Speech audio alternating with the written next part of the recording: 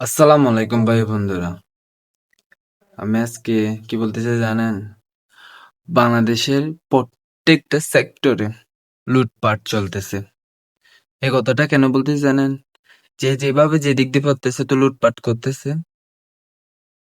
এখন সবচেয়ে বড় লুটপাট করতেছে যারা, তারা হলো মিটার। উম, যারা বিদ্যুৎ মানে মালিক পক্ষ আর কি, সরকার। আমাদের আগের বিদ্যুতের মিটারগুলো কি সমস্যা ছিল? কেন এই আধুনিক বাংলা মার্কা মিটারগুলো আমাদেরকে দিলেন ভাই? প্রতি মাসে আগে আমাদের বিল আসতো 400 টাকা, এখন বিল আছে 1500 টাকা।